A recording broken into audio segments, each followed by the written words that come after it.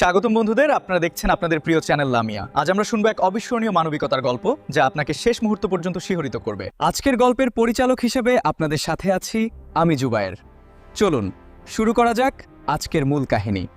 সময়ের পাতা উল্টালে এমন কিছু গল্প খুঁজে পাওয়া যায় যেখানে লুকিয়ে থাকে না বলা অভিমান, হারিয়ে যাওয়া প্রেম আর গভীর কোনো অনুশোচনা। এই আখ্যানটি এমন এক সম্পর্কের গোলকধাঁধার কথা বলে, যা নিয়তির অদ্ভুত খেলায় ভেঙে চুরমার হয়ে আবার এক নতুন মোহনায় এসে মেশে। এ কেবল কোনো সাধারণ গল্প নয়, এটি হলো ত্যাগ, দীর্ঘশ্বাস ও ক্ষমার এক অসাধারণ যাত্রা, যে যাত্রা শিখিয়ে দেয় কিভাবে টুকরো টুকরো হয়ে যাওয়া হৃদয়গুলো একজোট হয়ে আস্ত একটি পরিবারকে নতুন করে শ্বাস নিতে সাহায্য করে। এই অত্যন্ত আবেগঘন কাহিনীটি শুরু করার আগে অনুগ্রহ করে ভিডিওটিতে একটি লাইক দিন এবং আমাদের চ্যানেলটি সাবস্ক্রাইব করে সাথে থাকুন। চণ্ডীগড় নগরীর সকালবেলাটা প্রতিদিনের মতোই তীব্র কোলাহলে পরিপূর্ণ ছিল। তবে শহরের কেন্দ্রস্থলে মাথা উঁচু করে দাঁড়িয়ে থাকা সেনগুপ্ত কর্পোরেশনের সুবিশাল কাঁচমরা ইমারতের সর্বোচ্চ তলে উপবিষ্ট রাইমা সেনগুপ্তের জীবন জুড়ে এক অদ্ভুত নীরবতা রাজত্ব করছিল। অগাধ ধনসম্পত্তির অধিকারী হওয়া সত্ত্বেও তার চেহারায় কোনো আনন্দের আভা উপস্থিত ছিল না, বরং তার দৃষ্টি যেন অসীম কোনো দূরত্বের মাঝে বিলীন হয়ে গিয়েছিল। বাহ্যিক দিক থেকে তাকে অত্যন্ত মজবুত এবং নিজের প্রতি আস্থাশীল বলে বোধ হলেও অন্তরের গুহিনে সে এক চরম রিক্ততার যন্ত্রণায় দগ্ধ হচ্ছিল। তার জীবনযাত্রায় ঐশ্বর্য, খ্যাতি এবং প্রতিপত্তি এসব কিছুরই কোনো কমতি ছিল না।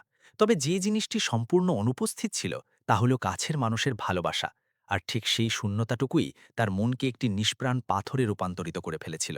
রাইমার অতীত জীবন কিন্তু সর্বদা এইরকম নিরস ছিল না। বেশ কয়েক বছর পূর্ব পর্যন্ত সে ছিল হাসি আনন্দে মেতে থাকা এবং হাজারো স্বপ্নে বিভোর এক সাধারণ তরুণী। তার বিবাহ সম্পন্ন হয়েছিল এই শহরের প্রখ্যাত ব্যবসায়ী অমরনাথ সেনগুপ্তের সুযোগ্য পুত্র কবির সেনগুপ্তের সাথে।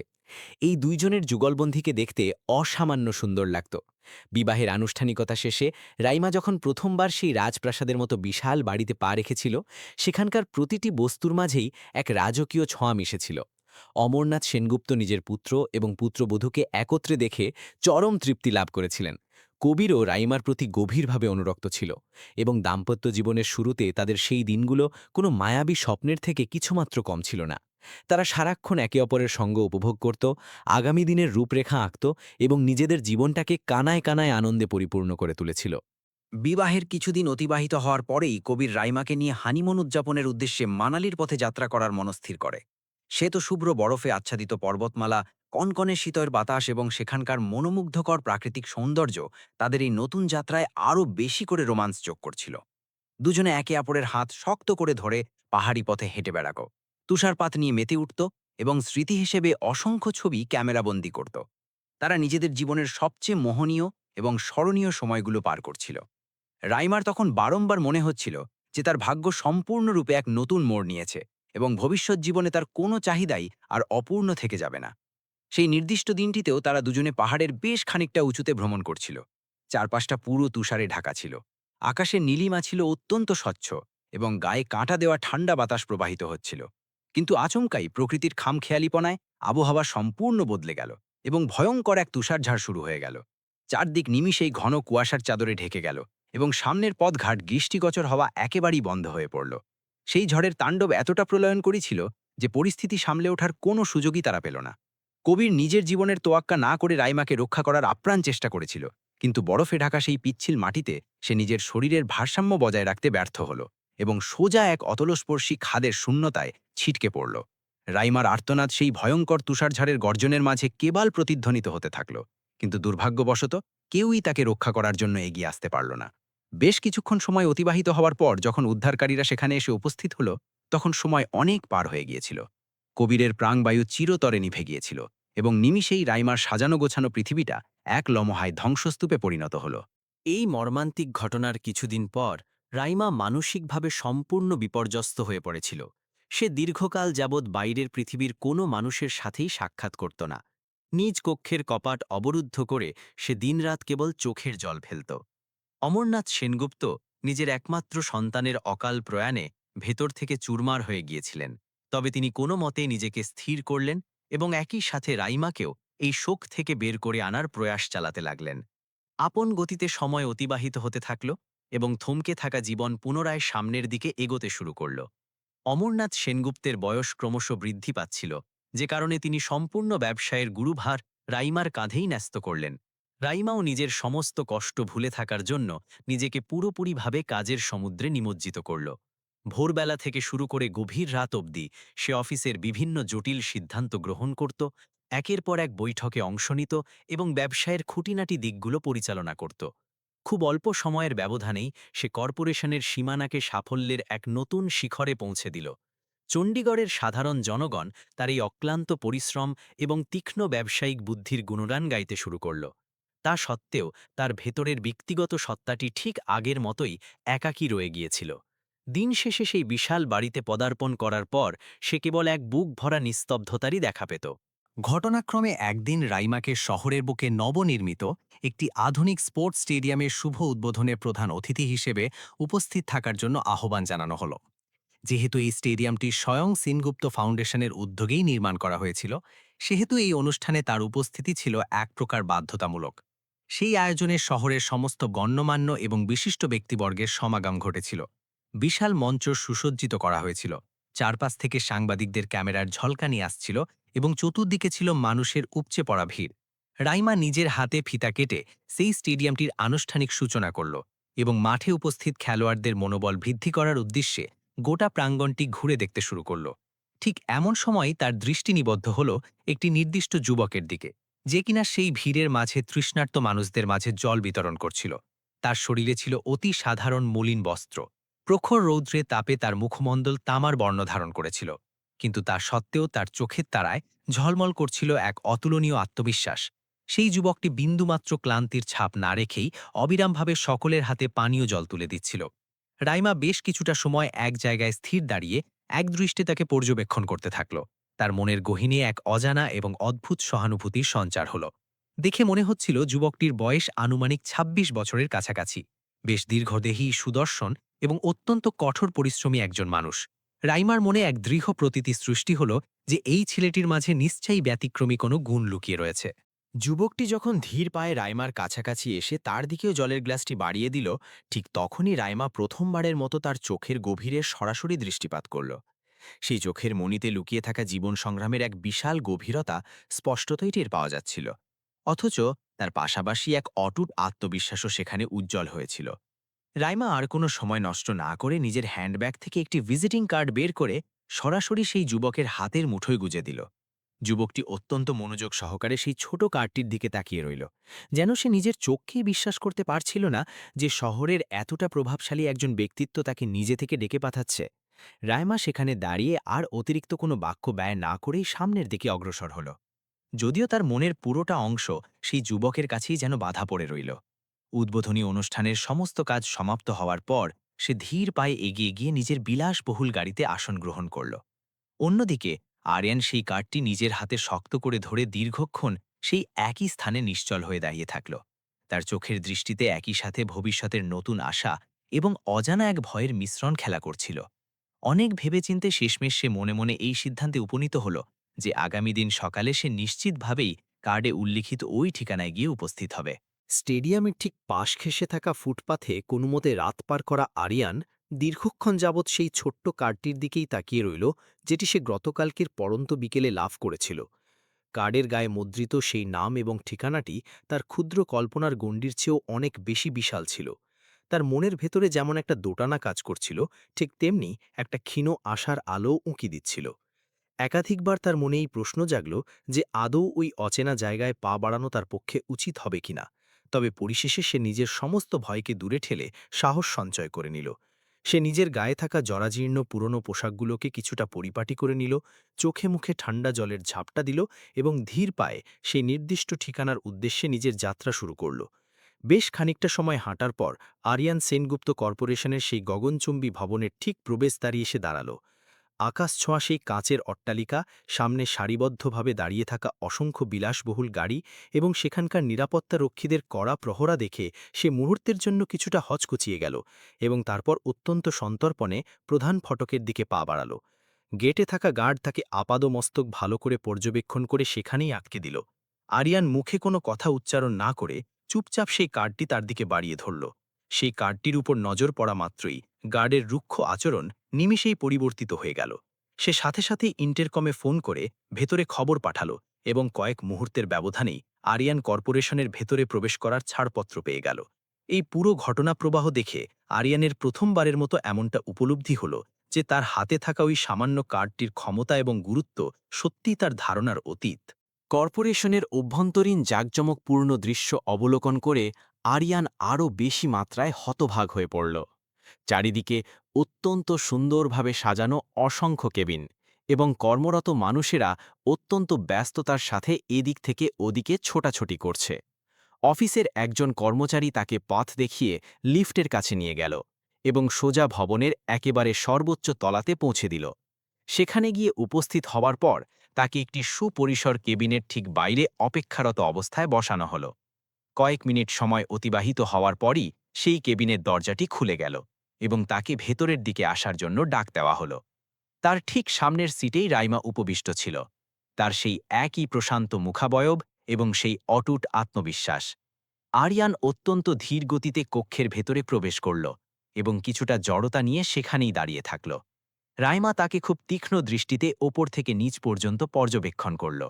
তার পরনের পোশাকটি ছিল যথেষ্ট পুরনো, চেহারায় ছিল জীবন সংগ্রামের সুস্পষ্ট ক্লান্তির ছাপ, তবে তার দুই চোখে ঠিক সেই একই মাত্রায় আত্মবিশ্বাস জ্বলজ্বল করছিল, যা রাইমা ওই স্টেডিয়ামের মাঠে লক্ষ্য করেছিল। রাইমা নিরবিচ্ছিন্নভাবে কিছুক্ষণ আরিয়ানের দিকে তাকিয়ে রইল এবং তারপর নিজের টেবিলের ওপর খোলা থাকা ফাইলটি সশব্দে বন্ধ করে দিল। সে নিজের মনের ভেতরে এই সিদ্ধান্তে অটল হল যে এই যুবকটি কেবল কারো করুণালাভের যোগ্য নয়, বরং সে একজন অত্যন্ত নির্ভরযোগ্য ও বিশ্বাসভাজন মানুষ। সে আরিয়ানকে তার নিজের ব্যক্তিগত বাসভবনে কাজ করার জন্য একটি প্রস্তাব প্রদান করল। আরিয়ান এমন একটি অপ্রত্যাশিত প্রস্তাব শুনে রীতিমতো বিস্মিত হয়ে গেল। তবে সত্যি বলতে এই পৃথিবীতে তার আর হারানোর মতো কোনো বস্তুই অবশিষ্ট ছিল না। তাই সে অতিরিক্ত কোনো ভাবনা চিন্তা না করেই খুব সহজেই এই প্রস্তাবে নিজের সম্মতি জানিয়ে দিল। রাইমা বিন্দুমাত্র দেরি না করে তৎক্ষণাৎ নিজের ব্যক্তিগত চালককে ডেকে পাঠাল এবং তাকে গাড়িটি তৈরি রাখার নির্দেশ দিল। অল্প সময়ের মধ্যেই তারা দুজনে সেই বহুতল অফিস ভবন থেকে বের হয়ে সোজা সেই সুবিশাল প্রাসাদের উদ্দেশ্যে যাত্রা শুরু করল। সেই বিলাসবহুল গাড়ির ভেতরে আসন গ্রহণ করে আরিয়ান নিজের জীবনে প্রথমবার উপলব্ধি করতে পারল যে এমন কোটি টাকার গাড়িতে বসার অনুভূতি ঠিক কেমন হয়, এবং উত্তেজনায় তার বুকের ভেতরে ধুকপুকানি ক্রমশ বৃদ্ধি পাচ্ছিল। শহরের তীব্র যানজটপূর্ণ কোলাহলময় রাস্তাগুলো পেরিয়ে গাড়িটি অবশেষে একটি অত্যন্ত মনোরম এবং অভিজাত পাড়ায় এসে প্রবেশ করল। কিছুক্ষণ অতিবাহিত হওয়ার পরই একটি প্রকাণ্ড লোহার ফটক স্বয়ংক্রিয়ভাবে খুলে গেল এবং গাড়িটি ধীরে ধীরে ভেতরের দিকে প্রবেশ করল। ঠিক সামনেই বিস্তীর্ণ এলাকা জুড়ে থাকা সবুজ ঘাসের লন, অত্যন্ত যত্ন সহকারে সাজানো বাহারি ফুলের বাগান এবং কিছুটা দূরে মাথা উঁচু করে দাঁড়িয়ে থাকা সেই অনিন্দ সুন্দর প্রাসাদোপম বাড়িটি দেখে আরিয়ানের চোখ বিস্ময়ে কপালে ওঠার জোগাড় হল। সে কিছুতেই এই বাস্তবতাকে বিশ্বাস করতে পারছিল না যে সে এখন সত্যি সত্যির এমন একটি স্বপ্নের মতো জায়গার ভেতরে অবস্থান করছে। গাড়ির চাকা সম্পূর্ণ স্থির হতেই রাইমা দরজা খুলে বাইরে পা রাখল এবং আরিয়ানও অত্যন্ত সন্তর্পণে গাড়ি থেকে নিচে নেমে এলো। ঠিক সেই মুহূর্তেই বাড়ির পুরনো পরিচারিকা লতা সেখানে এসে উপস্থিত হল এবং রাইমার চোখের ইশারা বুঝতে পেরে সে আরিয়ানকে সাথে করে বাড়ির ভেতরের দিকে নিয়ে গেল। সেই বাড়ির ভেতরের রাজকীয় অন্দরমহলটি দেখতে কোনো রূপকথার রাজপ্রাসাদের চেয়ে এতটুকুও কম ছিল না। ছাদ থেকে ঝুলতে থাকা বিশালাকার স্ফটিকের ঝাড়বাতি, আয়নার মতো চকচকে মেঝের টাইলস এবং অত্যন্ত নিখুঁতভাবে সাজিয়ে রাখা অন্দরমহলের প্রতিটি কোণ আরিয়েনের কাছে সম্পূর্ণ এক অভাবনীয় ও নতুন অভিজ্ঞতা হিসাবে ধরা দিল। লতা আরিয়ানকে পথ দেখিয়ে একটি নির্দিষ্ট কক্ষে নিয়ে গেল, যেখানে তার জন্য আগে থেকেই বেশ কিছু পরিষ্কার ও পরিচ্ছন্ন পরিধেয় বস্ত্র গুছিয়ে রাখা হয়েছিল। সে আরিয়ানকে নির্দেশ দিল ভালোভাবে স্নানকার্য সম্পন্ন করে ওই নতুন জামাকাপড়গুলো পরিধান করে নিতে। জীবনের দীর্ঘ একটি সংগ্রাম মুখর অধ্যায় পার করার পর আরিয়ান অত্যন্ত তৃপ্তির সাথে পরিষ্কার জলে স্নান করার সুযোগ পেল। স্নান সেরে সে যখন সেই নতুন পোশাকে সজ্জিত হয়ে কক্ষের বাইরে বেরিয়ে এলো, তখন তাকে দেখে চেনাটাই যেন রীতিমতো দুঃসাধ্য হয়ে দাঁড়িয়েছিল। এর কিছুক্ষণ পরেই তাকে একটি বিশাল ডাইনিং হলের সুসজ্জিত চেয়ারে বসানো হলো, যেখানে তার ঠিক সামনে নানা পদের গরম এবং সুস্বাদু খাবার সাজিয়ে দেওয়া হলো। দীর্ঘদিন পর আজ সে পেট পুড়ে ভালো খাবার খাওয়ার সৌভাগ্য অর্জন করল। সে অত্যন্ত ধীরে সুস্থে প্রতিটি খাবার মুখে তুলছিল, যেন খাবারের প্রতিটি গ্রাসের স্বাদ সে নিজের অন্তর দিয়ে অনুভব করতে চাইছিল। তার চেহারা জুড়ে এক পরম তৃপ্তির ছাপ অত্যন্ত স্পষ্টভাবে ফুটে উঠেছিল।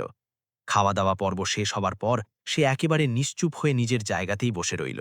সে কিছুতেই অনুমান করতে পারছিল না যে এর পরবর্তী ধাপে ঠিক কী ঘটতে চলেছে। বেশ কিছুটা সময় অতিক্রান্ত হবার পর রাইমা সেই ডাইনিং স্পেসে এসে উপস্থিত হল। সে আরিয়ানকে এই নতুন এবং পরিপাটি রূপে দেখতে বেশ সন্তোষ প্রকাশ করল যে এখন তাকে দেখতে অনেকটাই ভদ্রস্থ লাগছে। সে আরিয়ানকে নিজের পিছু পিছু আসার জন্য হাতের মাধ্যমে সংকেত দিল এবং তাকে নিয়ে সেই সুবিশাল প্রাসাদের ভেতরে অবস্থিত একটি অত্যন্ত বৃহৎ কক্ষের দিকে অগ্রসর হতে লাগল। সেই নির্দিষ্ট ঘরটির ভেতরে অমরনাথ সেনগুপ্ত একটি আরামদায়ক কেদারায় হেলান দিয়ে বসে বিশ্রাম নিচ্ছিলেন। তার মুখের বলিরেখায় বয়সের ছাপ অত্যন্ত সুস্পষ্টভাবে প্রতীয়মান হলেও তার চেহারার ব্যক্তিত্বটি ছিল আগের মতোই প্রবল এবং প্রভাবশালী। রাইমা এগিয়ে গিয়ে আরিয়ানের সাথে তার আনুষ্ঠানিক পরিচয় করিয়ে দিল। অমরনাথ অত্যন্ত সূক্ষ্ম দৃষ্টিতে আরিয়ানকে আপাদমস্তক নিরীক্ষণ করলেন। তিনি প্রথম দর্শনে এই যুবকের মুখের অববয়ে এক অদ্ভুত সততা এবং চরম বিনম্রতার ছাপ খুব গভীরভাবে অনুভব করতে পারলেন।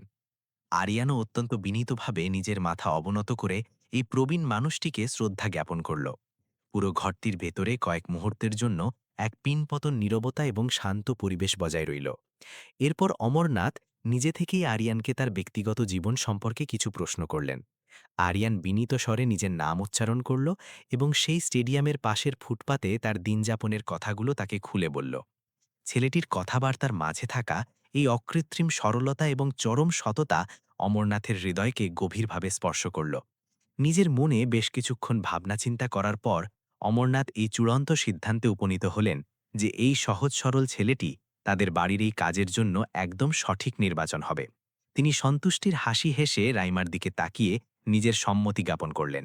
রাইমাও অত্যন্ত সহজেই এই বিষয়টি অনুধাবন করতে পারল যে অমরনাথের এই নতুন ছেলেটিকে বেশ পছন্দ হয়েছে।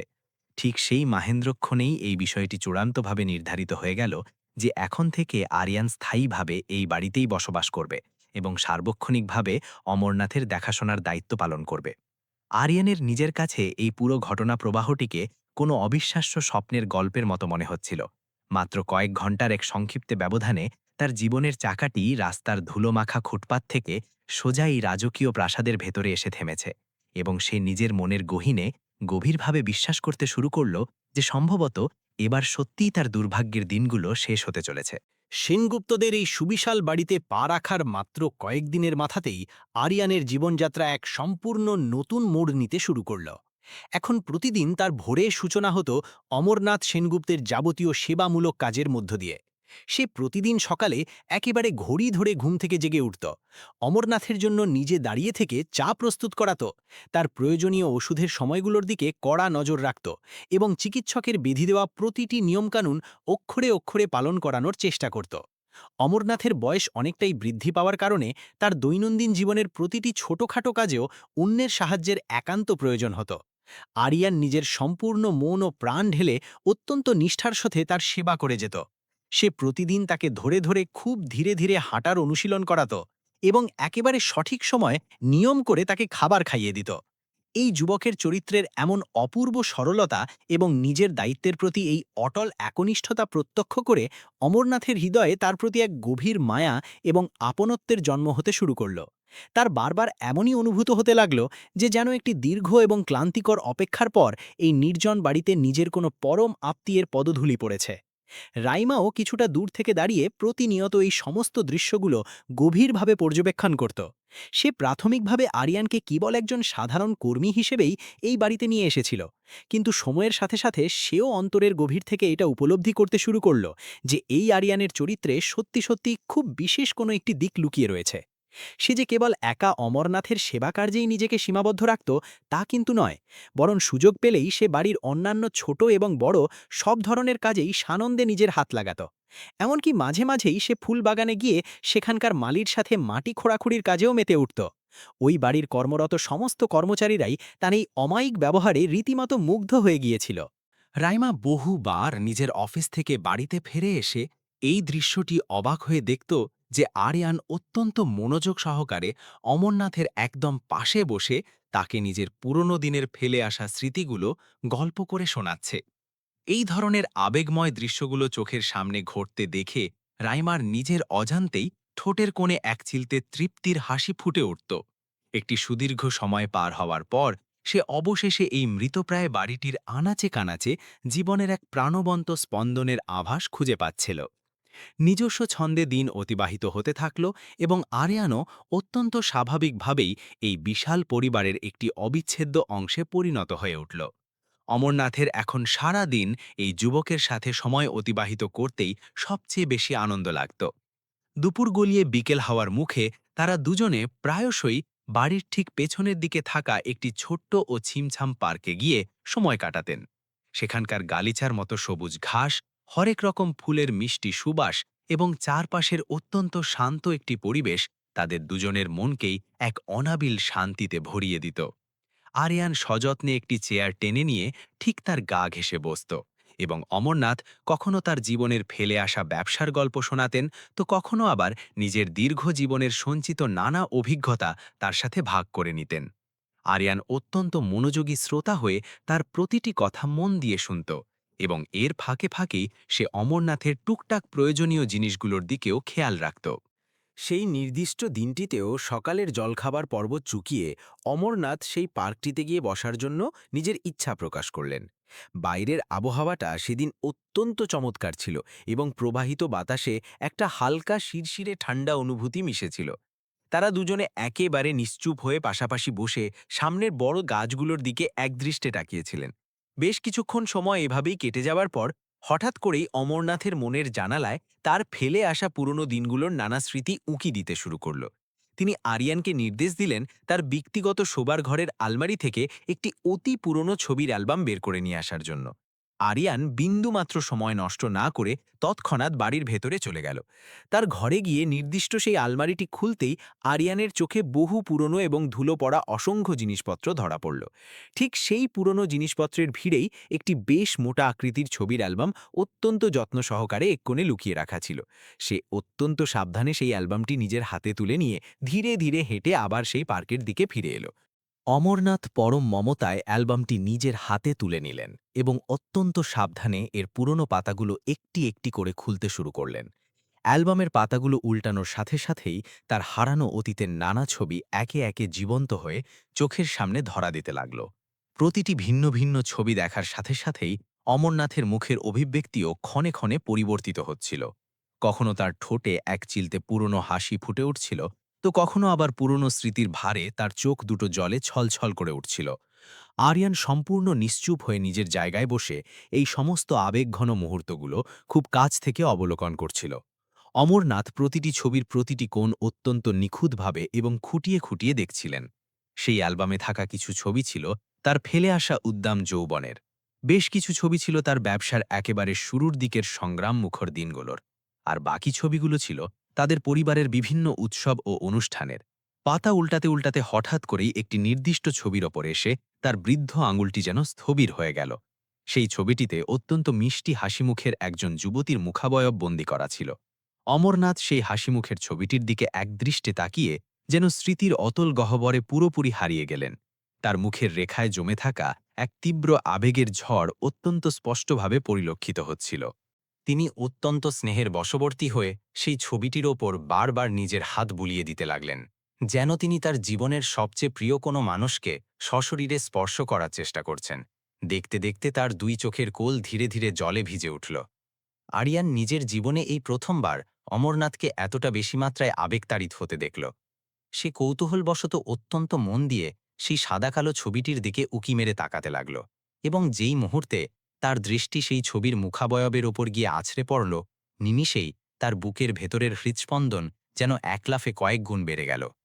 সেই ছবিতে ফ্রেমে বন্দী থাকা মহিলাটির মুখ আরিয়ানের কাছে খুব চেনা এবং অত্যন্ত পরিচিত বলে বোধ হতে লাগল। সে আরেকটু ভালো করে এবং তীক্ষ্ণ দৃষ্টিতে ছবিটির দিকে তাকাল, আর তা দেখা মাত্রই তার মুখের সমস্ত রক্ত যেন মুহূর্তের মধ্যে উধাও হয়ে গেল। তার দুই চোখের দৃষ্টিতে একই সাথে তীব্র বিস্ময় এবং এক গভীর মানসিক অস্থিরতা একসাথে দলা পাকিয়ে ফুটে উঠল। সে বাক্যহারা হয়ে বেশ কিছুটা সময় কেবল সেই ছবিটির দিকেই একদৃষ্টে তাকিয়ে রইল, যেন তার নিজের মন কোনোভাবেই এই চরম সত্যটাকে মেনে নিতে পারছিল না যে এটি হুবহু সেই একই মুখের ছবি যা তার মনের ক্যানভাসে জন্ম থেকেই গভীরভাবে গেঁথে রয়েছে। তার বুকের গহীনে মুহূর্তের মধ্যেই এক অদ্ভুত এবং প্রবল আলোড়নের সৃষ্টি হল। সে নিজের শরীরটাকে অ্যালবামের দিকে আরও কিছুটা ঝুঁকিয়ে এনে সেই সাদা কালো ছবিটিকে আরও বেশি নিখুঁত ও স্পষ্টভাবে দেখার চেষ্টা করল। এবার তার মনের সমস্ত সংশয় দূর হয়ে পুরোপুরিভাবে বিশ্বাস জন্মে গিয়েছিল। তার মনটা যেন এক ঝটকায় তার ফেলে আসা অতীতের দিনগুলোর দিকে ছুটে চলে গেল। তার শৈশবের সেই সমস্ত আবছা স্মৃতি, তার হারিয়ে যাওয়া মায়ের সেই মায়াবী মুখ এবং বেঁচে থাকার তাগিদে তাদের সেই সীমাহীন সংগ্রামের দিনগুলো হঠাৎ করেই যেন বায়োস্কোপের মতো তার চোখের সামনে ভেসে উঠতে লাগল। আরিয়ানের মুখের এই অপ্রত্যাশিত এবং পরিবর্তিত হাবভাব লক্ষ্য করে অমরনাথ কিছুটা অবাক হয়েই তার দিকে চোখ ফেরালেন। তার মনে এই ধারণা জন্মালো যে সম্ভবত এই পুরনো ছবিটি আরিয়ানকেও কোনো অজানা কারণে ভেতর থেকে প্রবলভাবে নাড়িয়ে দিয়েছে। আরিয়ানের পলকহীন চোখের দৃষ্টি ঠিক ওই একটিমাত্র ছবির ওপরেই যেন আঠাল মতো আটকে ছিল। উত্তেজনার বশে তার ঠোঁট দুটো পুরোপুরি শুকিয়ে কাঠ হয়ে গিয়েছিল এবং সে স্থবির হয়ে বেশ কিছুক্ষণ সময় একদম চুপচাপ নিজের জায়গাতেই বসে রইল। তার মাথার ভেতরে তখন একসাথে অসংখ্য অমীমাংসিত প্রশ্ন উকিঝুঁকি মারতে শুরু করেছিল। সবার প্রথম প্রশ্ন হল, শেষ পর্যন্ত এই ছবিটি এই অভিজাত বাড়িতে এসে পৌঁছল কিভাবে, এবং এটি ঠিক সেই একই মুখ কিভাবে হওয়া সম্ভব যাকে সে তার জন্মলগ্ন থেকে নিজের গর্ভধারিণী মা হিসেবেই জেনে ও চিনে আসছিল। তার বুকের শ্বাস-প্রশ্বাস অস্বাভাবিকভাবে দ্রুত হয়ে গেল এবং সাথে সাথে হৃৎপিণ্ডের ধুকপুকানিও প্রবল বেগে বেড়ে গেল। সে আপ্রাণভাবে নিজেকে শান্ত রাখার চেষ্টা চালিয়ে যাচ্ছিল, কিন্তু তার চেহারায় ফুটে ওঠা সেই তীব্র বিস্ময়ের ছাপ কোনোভাবেই আর গোপন রাখা সম্ভব হচ্ছিল না। কয়েক মুহূর্তের জন্য সেই জায়গাটায় এক ভয়ানক নিস্তব্ধতা বিরাজ করতে লাগল। অমরনাথ তখনও সেই ছবির মায়ায় আচ্ছন্ন হয়েছিলেন, কিন্তু আরিয়ানের সমস্ত মনোযোগ এবং চেতনা পুরোপুরিভাবে ওই ছবির মুখটিতেই আটকে ছিল। তার মস্তিষ্কের ভেতরে কেবল একটিমাত্র চিন্তাই বারবার ঘুরপাক খাচ্ছিল, যে এই ছবির মহিলাটির চেহারার সাথে তার মায়ের চেহারার কেবল হুবহু মিলই নয়, বরং বিনা সন্দেহে ইনি হলেন তার নিজের জন্মদাত্রী মা। তার মনের একেবারে গভীর তলদেশে বছরের পর বছর ধরে চাপা পড়ে থাকা অসংখ্য উত্তরহীন প্রশ্ন হঠাৎ করেই একসাথে মাথা চাড়া দিয়ে উঠল। তার চোখ দুটো নোনা জলে ভিজে একাকার হয়ে গেল এবং অজানা এক ব্যথায় তার পুরো বুকটা যেন ভারী হয়ে উঠল। অবশেষে সেই ভয়ঙ্কর রহস্যটিকে আর কোনোভাবেই নিজের বুকের ভেতরে লুকিয়ে রাখতে সক্ষম হল না এবং কাঁপা কাঁপা গলায় আরিয়ান বলে উঠল, আপনি এই যে ছবিটা দেখছেন, এটা আসলে আমার মায়ের ছবি। সে এক প্রকার স্তব্ধ এবং সম্মোহিত দৃষ্টিতে সেই পুরনো ছবিটির দিকেই তাকিয়ে রইল। অমরনাথ অত্যন্ত ধীর গতিতে সেই ভারী অ্যালবামটি নিজের কোলের ওপর নামিয়ে রাখলেন এবং ওই বিশেষ ছবিটির দিকে পুনরায় নিজের দৃষ্টি নিবদ্ধ করলেন। তার পুরো মুখমণ্ডল জুড়ে এক গভীর এবং অন্তহীন বিষণ্ণতার কালো ছায়া ধীরে ধীরে ছড়িয়ে পড়তে লাগল। তার চোখ দুটো কানায় কানায় জলে ভরে উঠল এবং তিনি আস্তে আস্তে তার পুরনো অতীতের স্মৃতিগুলোর মাঝে তলিয়ে যেতে শুরু করলেন। এই অমূল্য ছবিটি তার জীবনের ঠিক সেই সোনালী সময়ের সাক্ষী, যখন তিনি একজন তরুণ যুবক ছিলেন এবং তার চারপাশের জীবন অসংখ্য রঙিন আশায় কানায় কানায় পরিপূর্ণ ছিল। তার বুকের ঠিক বাঁ দিকে বছরের পর বছর ধরে পাথর চাপা দিয়ে রাখা এক সুতীব্র ব্যথা হঠাৎ করেই আবার নতুন করে জেগে উঠল। তিনি নিজের চোখ দুটো শক্ত করে বন্ধ করে নিলেন, যেন তিনি সেই ফেলে আসা সময়টাকে নিজের অন্তরে আবারও একবার প্রাণবন্তভাবে অনুভব করার চেষ্টা করছেন। আরিয়ান একদৃষ্টে তার মুখের এই প্রতিনিয়ত পরিবর্তনশীল এবং যন্ত্রণাকাতর অভিব্যক্তিগুলো অত্যন্ত নিখুঁতভাবে লক্ষ্য করে যাচ্ছিল। সে নিজের মন থেকে এটা খুব স্পষ্টভাবে অনুভব করতে পারছিল যে এই ছবিটি আসলে কেবলই একটি সাদামাটা পুরনো স্মৃতি নয়, বরং এটি তাদের জীবনের কোনো এক ভয়ঙ্কর এবং বিশাল রহস্যের প্রাথমিক সূত্রপাত মাত্র। এই পেছনের আসল সত্যটা উদ্ঘাটন করার জন্য তার ব্যাকুল মন রীতিমতো ছটফট করে উঠল। অমরনাথের মানসপটে তার ফেলে আসা জীবনের সেই পুরনো স্মৃতিগুলো একে একে সিনেমার পর্দার মতো ফুটে উঠতে শুরু করল। তিনি সেই সময়টাতে ঠিক ২৬ বছরের এক টগবগে যুবক ছিলেন এবং পুনের একটি অত্যন্ত স্বনামধন্য ও নামিদামি কলেজে MBA ডিগ্রির জন্য পড়াশোনা করছিলেন। ঠিক সেই কলেজ ক্যাম্পাসের মাটিতেই তার সাথে প্রথমবারের মতো নন্দিনীর পরিচয় ঘটেছিল। নন্দিনী ছিল একেবারে একটি ছাপোষা সাধারণ পরিবারের অত্যন্ত তীক্ষ্ণ মেধাবী এবং প্রবল আত্মবিশ্বাসে ভরপুর এক তরুণী। সময়ের সাথে সাথে ধীরে ধীরে তাদের দুজনের মধ্যে বন্ধুত্বের বন্ধন অত্যন্ত সুদৃঢ় হতে শুরু করল এবং একটা নির্দিষ্ট সময় পার হওয়ার পর সেই নিছক বন্ধুত্বই এক গভীর ও পবিত্র অনুরাগে রূপান্তরিত হয়ে গেল। কলেজে কাটানো প্রতিটি দিনই তাদের দুজনের কাছে এক বিশেষ অর্থ নিয়ে ধরা দিতে লাগল। একে অপরের সাথে বসে পড়াশোনা করা, ঘণ্টার পর ঘণ্টা লাইব্রেরির শান্ত পরিবেশের সময় অতিবাহিত করা এবং একসাথে বসে ভবিষ্যতের হাজারো স্বপ্ন বোনা তাদের দৈনন্দিন জীবনের এক অলিখিত রুটিন হয়ে দাঁড়িয়েছিল। তাদের দুজনের ভেতরের এই ভালোবাসার সম্পর্ক এতটাই গভীরে প্রথিত হয়ে গিয়েছিল যে তারা দুজনে মিলে সবার অগোচরে গোপনে বিবাহবন্ধনে আবদ্ধ হওয়ার একটি সাহসী সিদ্ধান্ত গ্রহণ করেছিল। এর ঠিক কিছুদিন পরেই তারা দুজনে পৃথিবীর কাউকেই কিছু না জানিয়ে চুপি চুপি একে অপরকে বিয়ে করে নিল।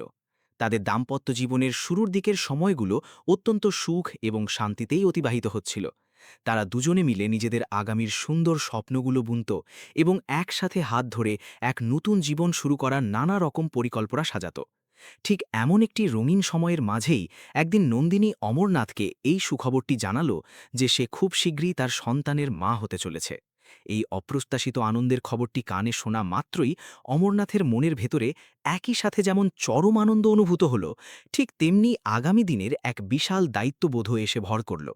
তারা দুজনে মিলে এটা স্থির করল যে কলেজের পড়াশুনো পুরোপুরি সমাপ্ত হওয়ার পরেই তারা নিজেদের পরিবারের সমস্ত সদস্যদের কাছে এই পুরো সত্য ঘটনাটি খুলে বলবে।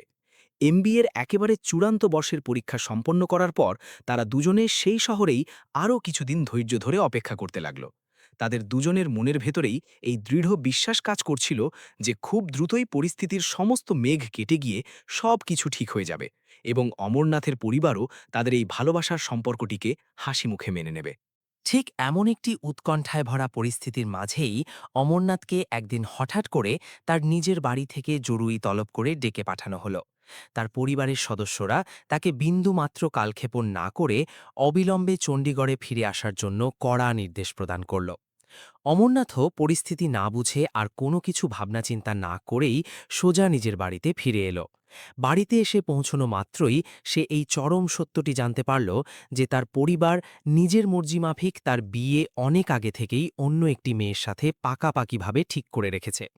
নিজেদের পরিবারের আভিজাত্যের মর্যাদা এবং তার বাবার অত্যন্ত রাগী ও কঠোর স্বভাবের কারণে সে শত চেষ্টা করেও এর বিরুদ্ধে বিন্দুমাত্র প্রতিবাদটুকু উচ্চারণ করতে পারল না।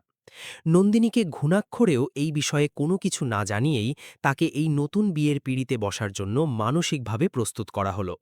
ঠিক সেই কঠিন মুহূর্তে অমরনাথের সামনে কেবল দুটো ভিন্ন রাস্তা খোলা ছিল, কিন্তু সে শেষমেশ নিজের পরিবারের সামাজিক সম্মান এবং প্রবল মানসিক চাপের কাছে হার মেনে নিয়ে চিরস্থায়ী নীরবতাকেই নিজের সঙ্গী হিসেবে বেছে নিল।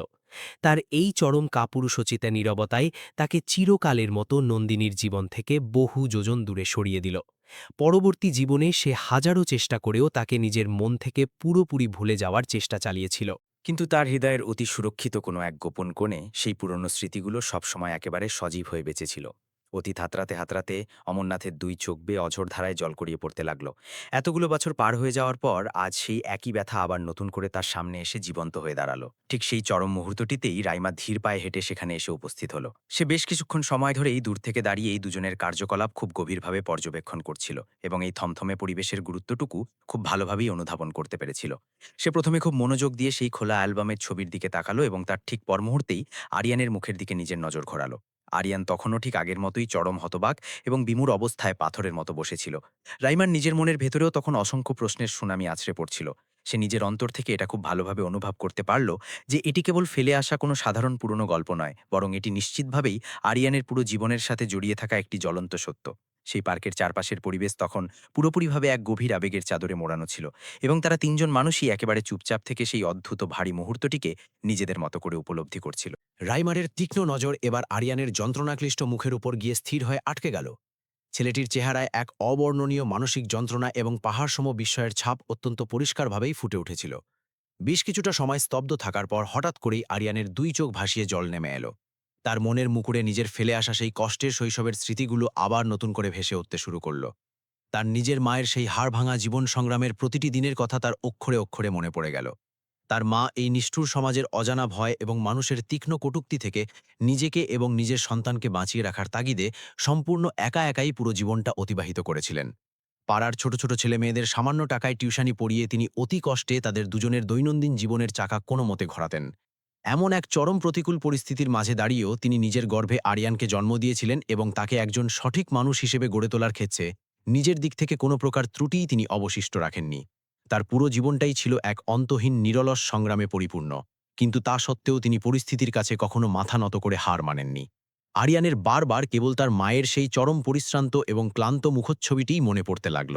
তিনি নিজের সন্তানের মুখে অন্ন তুলে দেওয়ার জন্য দিন-রাত অমানসিক পরিশ্রম করতেন, এবং এই করতে করতে তিনি শারীরিক দিক থেকে ধীরে ধীরে চরম দুর্বল হয়ে পড়ছিলেন। আরিয়ানের বয়স যখন মোটে ৮ বছরের কাছাকাছি, ঠিক সেই সময়টাতে তার মায়ের শারীরিক অবস্থা ক্রমশ মারাত্মকভাবে খারাপ হতে শুরু করল। উন্নত চিকিৎসার জন্য তাদের হাতে বিন্দুমাত্র কোনো টাকা ছিল না, অথচ সেই অসুস্থ শরীরেও তার দৈনন্দিন কাজের চাপ এতটুকুও হ্রাস পায়নি। অবশেষে একদিন এমন অবস্থা হল যে তিনি আর নিজের বিছানা ছেড়ে উঠে দাঁড়াতেই সক্ষম হলেন না। ছোট্ট আরিয়ান নিজের ক্ষুদ্র সামর্থ্য দিয়ে তাকে আপ্রাণ সামনে রাখার চেষ্টা চালিয়েছিল, কিন্তু তিনি ততদিনে ভেতর থেকে একেবারে জীর্ণ ও দুর্বল হয়ে পড়েছিলেন। ঠিক কয়েকদিন অতিবাহিত হওয়ার পরই তিনি আরিয়ানকে এই বিশাল পৃথিবীতে সম্পূর্ণ একা ফেলে রেখে চিরকালের মতো না ফেরার দেশে চলে গেলেন। মায়ের মৃত্যুর কয়েকদিন পার হতে না হতেই আরিয়ান এই স্বার্থপর পৃথিবীতে আক্ষরিক অর্থেই পুরোপুরি একা এবং নিঃস্ব হয়ে গেল। সে মাথার ওপর না পেল কোনো ছাদ বা নিরাপদ আশ্রয়, আর না পেল কোনো মানুষের এক বিন্দু আপনত্ব। সে ভবঘুরেদের মতো শহরের রাস্তায় রাস্তায় উদ্দেশ্যহীনভাবে ঘুরে বেড়াতে লাগল, এবং বেঁচে থাকার তাগিদে মানুষের ফাই ফরমাস খেটে নানা ছোটখাটো কাজ করেই নিজের জীবন অতিবাহিত করতে লাগল। আরিয়ানের মুখে তার জীবনের এই মর্মান্তিক গল্প শোনার পর অমরনাথ এবং রাইমা এই দুজনের চোখেই অঝোর ধারায় জল নেমে এলো। অমরনাথের বলিলেখাযুক্ত মুখে এক তীব্র এবং গভীর অনুশোচনার কালশিটে রেখা সুস্পষ্টভাবে ফুটে উঠল। তিনি আজ হাড়ে হাড়ে এই নিষ্ঠুর সত্যটি অনুভব করতে পারলেন যে তার যৌবনের নেওয়া একটি ভুল সিদ্ধান্ত ঠিক কতগুলো নিরপরাধ মানুষের জীবনকে ধ্বংসাত্মকভাবে প্রভাবিত করেছে। তারা তিনজন মানুষই বেশ কিছুক্ষণ সময় ধরে একেবারে শান্ত ও বাক্যহারা হয়ে সেই স্থানে বসে রইল। চারপাশের পরিবেশে এক অদ্ভুত রকমের ভারী এবং থমথমে ভাব বিরাজ করছিল, এবং প্রবাহিত বাতাসের পরতে পরতে যেন এক গভীর আবেগের ছোঁয়া মিশে গিয়েছিল। অমরনাথের বিশাল হৃদয়টি এক তীব্র অপরাধবোধের জ্বালায় পুরোপুরিভাবে ভরে উঠল। তার বারবার কেবল এটাই মনে হতে লাগল যে আজ থেকে বহু বছর আগে তার নিজের নেওয়া সেই কাপুরুষোচিত সিদ্ধান্তটি আজ এক জ্বলন্ত মূর্তি ধারণ করে তার চোখের সামনে এসে দাঁড়িয়েছে।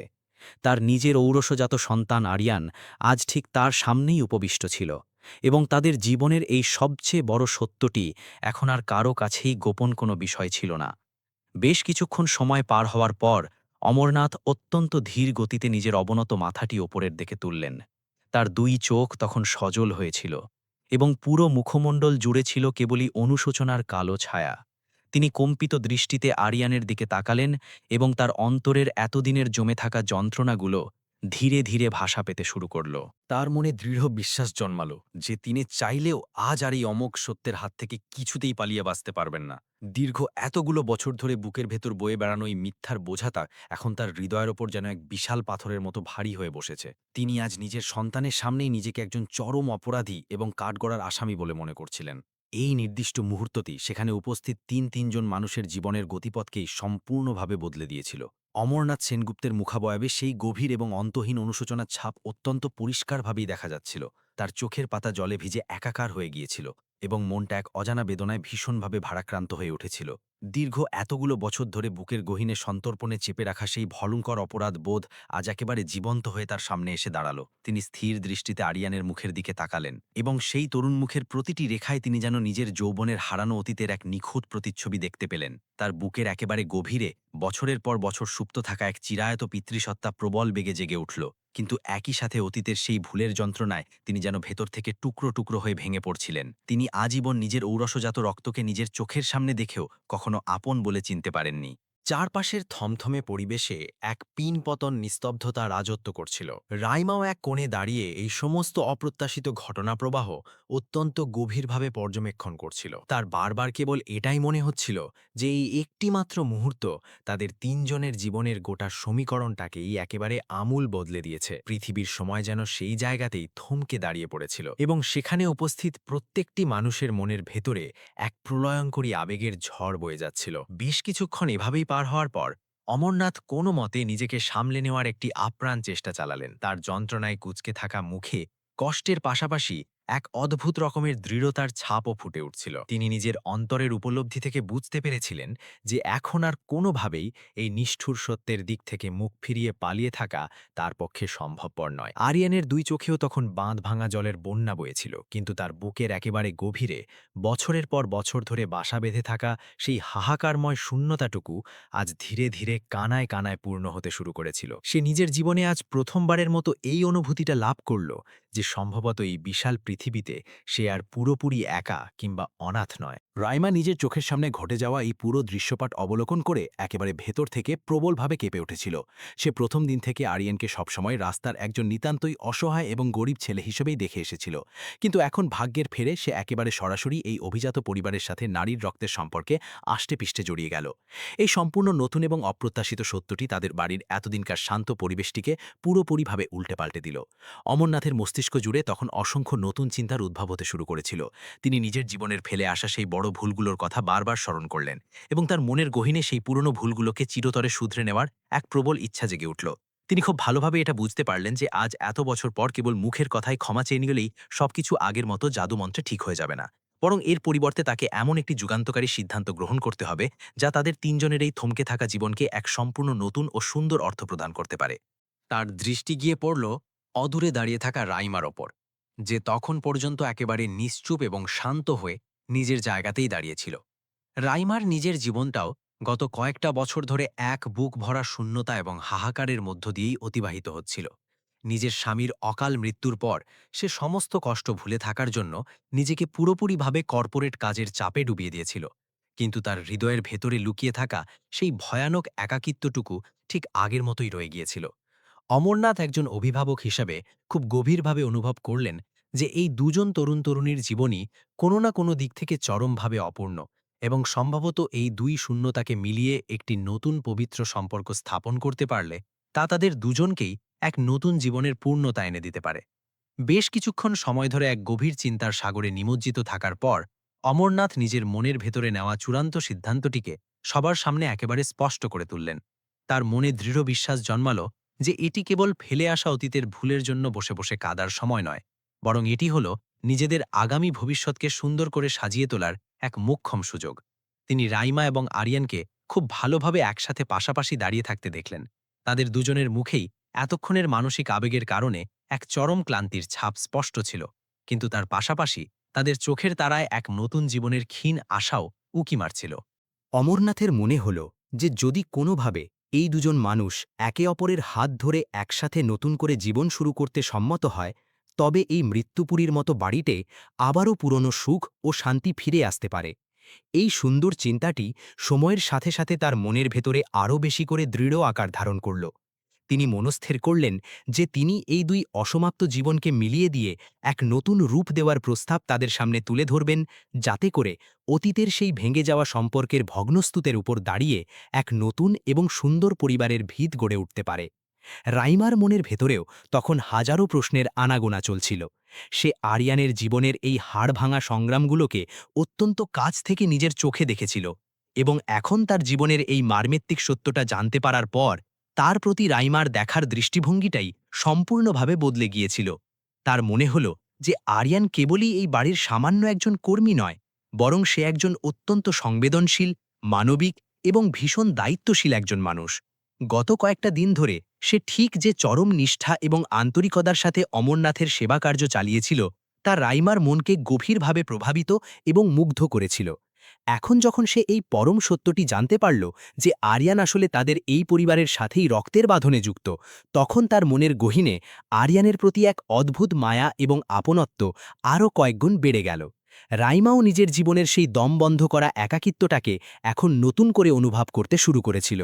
সে খুব ভালোভাবে এটা বুঝতে পারছিল যে মানুষের জীবন কেবল শুষ্ক কর্তব্য এবং দায়িত্ব পালন করেই কাটানো সম্ভব নয়, বরং জীবনকে সুন্দরভাবে বাঁচতে গেলে একজন মানুষের একান্ত সাহচর্য এবং চরম বিশ্বাসের খুব বেশি প্রয়োজন হয়। অন্যদিকে আরিয়ানও তখন এক প্রবল আবেগের ঘূর্ণিপাকে আষ্টপিষ্টে আটকা পড়েছিল। তার নিজের মনের কাছেই এখন এই পুরো ব্যাপারটা বিশ্বাসযোগ্য হয়ে উঠছিল না যে সত্যিই তার জীবন এতটা নাটকীয়ভাবে এত বড় একটি মোড় নিতে পারে। রাস্তার ফুটপাতে উদ্দেশ্যহীনভাবে ঘুরে বেড়ানো সেই হতদরিদ্র ছেলেটি আজ আচমকাই সমাজের এত বড় এবং বিশাল একটি পরিবারের অবিচ্ছেদ্য অংশ হতে চলেছিল। তার মনের পাতায় কেবল বারবার তার দুঃখিনী মায়ের মুখটাই ভেসে উঠছিল। সে মনে মনে এটাই ভাবল যে যদি ভাগ্যক্রমে তার মা আজ পৃথিবীতে বেঁচে থাকতেন, তবে নিজের চোখের সামনে এই দৃশ্যটি দেখে তিনি আনন্দে কতটা আত্মহারা হতেন। তার ভেতরের অন্তরাত্মায় নিজের জন্মদাতা পিতা অমরনাথের প্রতি এক গভীর সম্মান এবং আপনত্ব ধীরে ধীরে বাড়তে শুরু করেছিল। আর ঠিক সেই সাথে রাইমার প্রতিও তার মনে এক প্রবল শ্রদ্ধার আসন তৈরি হয়েছিল, যে কিনা বিন্দুমাত্র কোনো নিজস্ব স্বার্থ ছাড়াই একদিন তাকে রাস্তা থেকে তুলে এনে নিজের বাড়িতে পরম যত্নে আশ্রয় প্রদান করেছিল। তার মনে এক দৃঢ় বিশ্বাসের জন্ম হল যে সম্ভবত এই অচেনা এবং বিশাল বাড়িটি এখন সত্যি সত্যি তার নিজের চিরস্থায়ী ঠিকানা হয়ে উঠতে পারে। ঘড়ির কাঁটায় সময় গড়ানোর সাথে সাথে পার্কের সেই থমথমে পরিবেশটি ধীরে ধীরে অনেকটাই শান্ত ও স্বাভাবিক হয়ে এলো। অমরনাথের চেহারায় এখন এক সম্পূর্ণ অন্যরকম এবং স্বর্গীয় তৃপ্তির আভাস দেখা দিচ্ছিল। তিনি নিজের মনে মনে একেবারে চূড়ান্তভাবে স্থির করে নিলেন যে জীবনের এই পড়ন্ত বেলায় এসে এখন এই পুরো পরিবারকে এক নতুন এবং সুন্দর রূপ প্রদান করাটাই হবে সবচেয়ে সঠিক সিদ্ধান্ত। রাইমা এবং আরিয়ান তারা দুজনেই অত্যন্ত ধীর গতিতে এবং নিজেদের সময় নিয়ে জীবনের এই বিশাল নতুন সত্যটিকে হাসি মুখে গ্রহণ করতে শুরু করল। তাদের দুজনের মনের মাঝখানে এক না বলা অথচ অত্যন্ত মজবুত এক বিশ্বাসের ভিত তৈরি হচ্ছিল। এই সুবিশাল বাড়ির ভেতরের যে পরিবেশটি আগে কেবলই এক শ্মশানের মতো শান্ত ও শূন্যতায় ভরা ছিল, এখন সেখানে যেন আচমকাই এক নতুন এবং সতেজ প্রাণের স্পন্দন খুব গভীরভাবে অনুভূত হতে লাগল। অমরনাথের বারবার কেবল এটাই মনে হতে লাগল যে তার জীবনের এই একটিমাত্র চূড়ান্ত সিদ্ধান্তই হয়তো তার যৌবনের করা সেই সবচেয়ে বড় ভুলটিকে চিরকালের মতো শুধরে দিতে সক্ষম হবে। তার মনে এক দৃঢ় আশা ছিল যে এই সুন্দর এবং নতুন সম্পর্কটি তাদের তিনজনের ভাগ্যহত জীবনকেই আগামী দিনে আরও অনেক বেশি সুন্দর ও রঙিন করে তুলবে। দিনের আলো ফুরিয়ে যাওয়ার সাথে সাথেই সেনগুপ্ত প্রাসাদের চারপাশের প্রতিটি প্রদীপ এক ঐশ্বরিক আলোয় ঝলমল করে জ্বলে উঠল। পুরো বাড়ির চারপাশের পরিবেশে ছড়িয়েছিল কেবলই এক অকৃত্রিম সরলতা এবং গভীর আপনত্বের উষ্ণতা। রাইমা এবং আরিয়ান একে অপরের হাত ধরে একসাথে একটি সম্পূর্ণ নতুন জীবন শুরু করার এই পবিত্র সিদ্ধান্তে উপনীত হল। তাদের দুজনকে এভাবে একসাথে হাসি মুখে দাঁড়িয়ে থাকতে দেখে অমরনাথ আনন্দাশ্রু ফেলে রীতিমতো আবেগপ্রবণ হয়ে উঠলেন। তার বলিরেখাযুক্ত মুখে একই সাথে যেমন এক পিতা হিসেবে পরম গর্ব, ঠিক তেমনি এক বিশাল স্বস্তির ছাপ। উভয়ই অত্যন্ত পরিষ্কারভাবে দেখা যাচ্ছিল। তার জীবনের দীর্ঘ বছরের পর বছর ধরে বয়ে বেড়ানো সেই অভিশপ্ত একাকিত্ব এখন ধীরে ধীরে চিরতরে শেষ হওয়ার পথে এগোচ্ছিল। তাদের এই নতুন সম্পর্কটি কেবল দুটি বিচ্ছিন্ন মানুষের মিলনের মধ্যেই সীমাবদ্ধ ছিল না, বরং এটি ছিল এক সময়ের ছিন্ন ভিন্ন হয়ে যাওয়া একটি পুরো পরিবারের আবার নতুন করে এক সুতোয় গেঁথে যাওয়ার এক অমর প্রতীক। সেই স্নিগ্ধ সন্ধ্যায় সেনগুপ্ত প্রাসাদের প্রতিটি ইটে যেন দীর্ঘ একটি যুগের প্রতীক্ষার পর সত্যিকারের এক অনাবিল সুখ আবার ফিরে এলো, এবং এই তিনজন মানুষের জীবন একত্রে মিলে এক সম্পূর্ণ নতুন এবং উজ্জ্বল অভিমুখের দিকে সদর্ভে এগিয়ে চলতে শুরু করল। আমাদের এই নিবিড় কাহিনীটি যদি সত্যি আপনার হৃদয়ের কোনো এক কোণে সামান্যতম স্পর্শ করে থাকে, তবে অনুগ্রহ করে আমাদের চ্যানেলটিতে লাইক প্রদান করতে, সাবস্ক্রাইব করে পাশে থাকতে এবং অন্যদের সাথে এটি শেয়ার করতে একেবারেই ভুলবেন না। মন্তব্যের ঘরে অবশ্যই আপনার নিজের নাম এবং আপনার প্রিয় শহরের নাম লিখে আমাদের জানাবেন, যাতে করে আমরা খুব সহজেই বুঝতে পারি যে আমাদের এই সাজানো গল্পগুলো ঠিক কোন কোন প্রান্তের মানুষদের মন জয় করতে সক্ষম হচ্ছে। আগামী দিনে আবারও আপনাদের সাথে দেখা হবে সম্পূর্ণ নতুন কোনো এক আবেগঘন কাহিনীর পসরা সাজির। আর ঠিক ততদিন পর্যন্ত আপনারা সবাই খুব ভালো থাকুন, সম্পূর্ণ সুস্থ থাকুন এবং নিজেদের জীবনের মূল্যবান সম্পর্কগুলোকে আরও বেশি করে সুন্দর সময় দিন।